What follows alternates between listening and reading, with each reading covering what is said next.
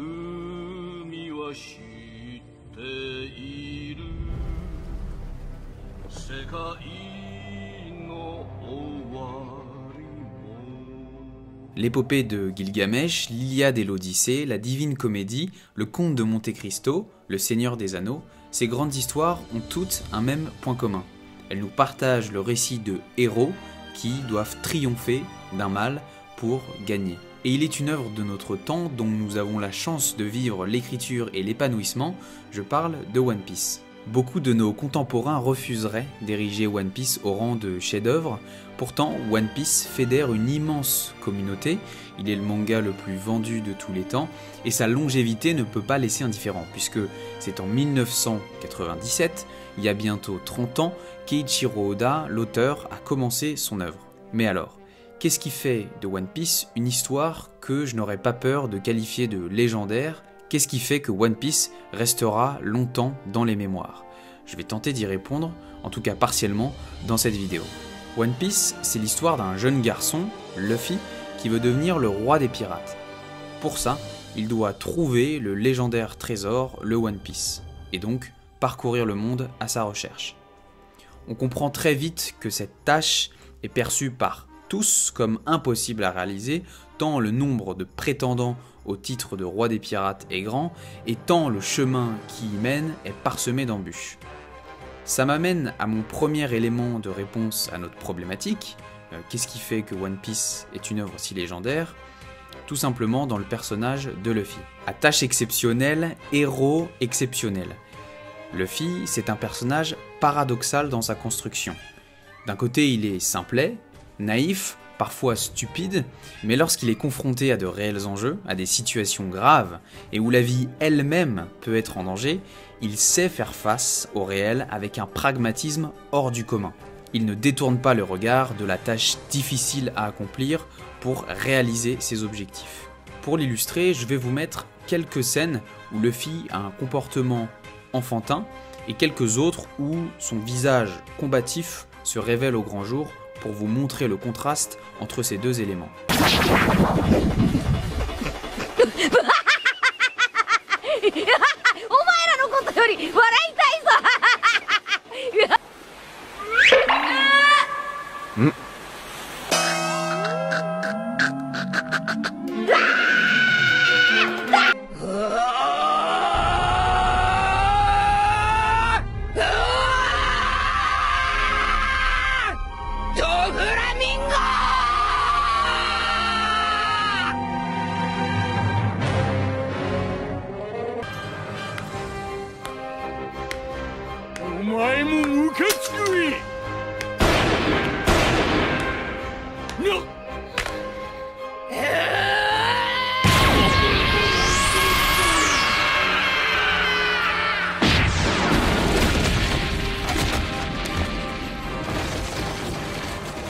C'est donc ce paradoxe qui rend le personnage de Luffy incroyablement attachant. Il nous étonne dans sa capacité à relever des défis toujours plus compliqués avec la seule force de sa volonté, et d'un autre côté on dirait parfois un enfant de 8 ans. Bref, c'est un personnage inspirant et donc mémorable qui renforce le caractère légendaire de One Piece. Avec Luffy à ses côtés, on a l'impression que tout devient possible et que les murs qui paraissaient infranchissables autrefois deviennent tout à fait surmontables aujourd'hui. Le personnage de Luffy, il pourrait d'ailleurs être illustré par la philosophie de Jean-Jacques Rousseau. Rousseau, il a développé des idées sur la nature humaine et la dualité entre la nature sauvage et la civilisation. Il a défendu une idée assez simple, que l'homme, dans son état naturel, est bon, et qu'il est corrompu, dans un second temps, par la société. Et ben, dans le personnage de Luffy, on pourrait y voir l'incarnation de cette bonté naturelle d'un être humain qui ne se serait pas fait corrompre par la société. Mais une œuvre, un chef-d'œuvre, ne peut pas reposer sur un seul personnage pour être qualifié de chef-d'œuvre. Et c'est là la deuxième force de One Piece, sa constellation de personnages cohérents. One Piece, c'est autour d'1 millier de personnages nommés et connus. Je parle pas de figurants, je parle de personnages qui ont un nom, une histoire, une certaine consistance. Au-delà du fait qu'1 millier de personnages c'est beaucoup, c'est surtout la capacité de l'œuvre à faire interagir ces personnages entre eux, de manière hyper cohérente qui crée une sorte de foisonnement humain extraordinaire. Dans One Piece, c'est comme si on était l'observateur externe d'un monde cohérent où chaque personnage a son identité propre et interagit avec le monde qui l'entoure.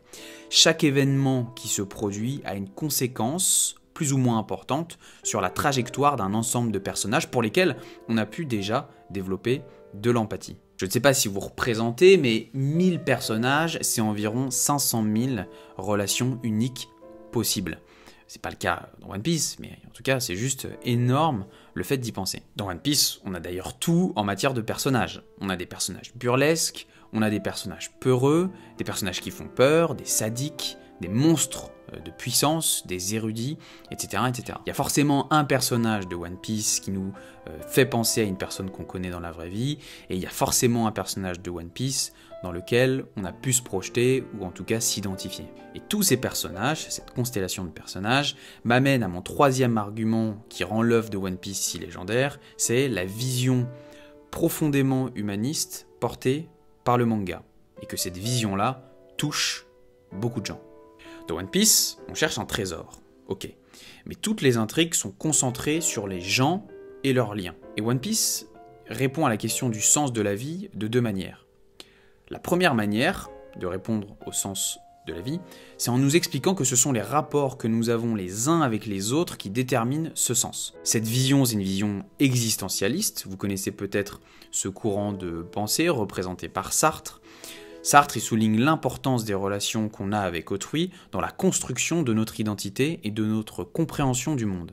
La notion de camaraderie, de collaboration, de dépendance mutuelle entre les personnages dans One Piece et l'importance accordée aux liens et aux amitiés tout au long de l'histoire, c'est quelque chose qui peut résonner avec les idées existentialistes de Sartre sur l'interconnexion des existences humaines qui créent le sens. Mais il y a un second point qui est encore plus central et qui va créer du sens, que One Piece met en avant d'ailleurs dès le départ et tout au long du récit, c'est, vous l'avez anticipé si vous connaissez One Piece, la notion de rêve. Dans One Piece, on parle très souvent du rêve. Il ne faut pas entendre le rêve dans One Piece comme quelque chose qu'on aurait dans la tête et qui serait de l'ordre de la rêverie.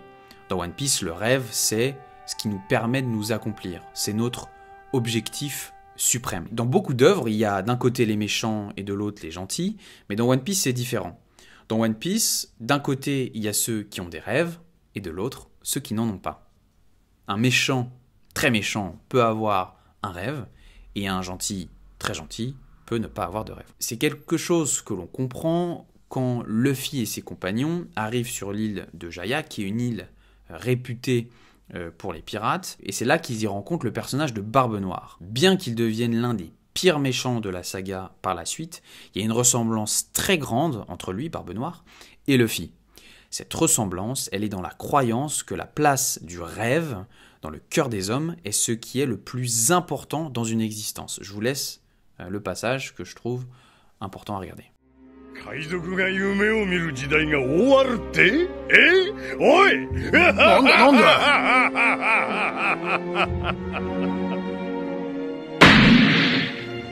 人の夢は終わらねえ！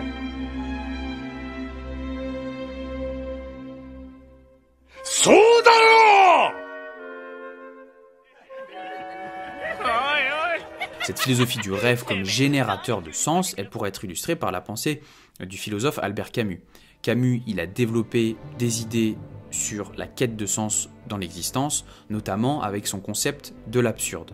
Camus, en disant que l'existence, il y a un sentiment d'absurdité que l'homme ressent face à ce non-sens intrinsèque dans le monde, et que dans cette perspective, la recherche d'un sens, d'un but, d'un rêve, c'est un acte révolutionnaire pour un être humain.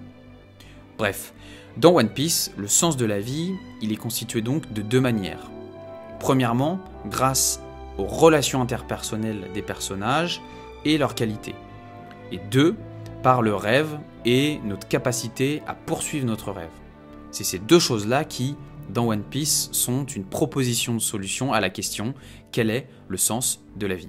Il y aurait encore beaucoup de choses à dire sur One Piece et dans sa philosophie, mais je pense que j'ai réussi à répondre à cette question de qu'est-ce qui rend One Piece si légendaire, en proposant la réponse ci-contre.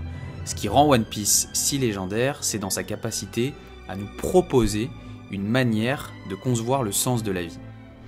Si vous l'avez jamais vu, prenez le temps de découvrir cette œuvre. J'espère que cette approche analytique et philosophique vous aura donné envie d'ouvrir une page ou de regarder l'anime plutôt que de le fuir. One Piece, c'est pas une œuvre qu'on apprécie tout de suite. Elle se savoure avec le temps, et c'est aussi dans la compréhension de sa complexité qu'on savoure pleinement ce qu'elle a à nous offrir. Donc, par pitié, prenez votre temps quand vous découvrirez cette œuvre.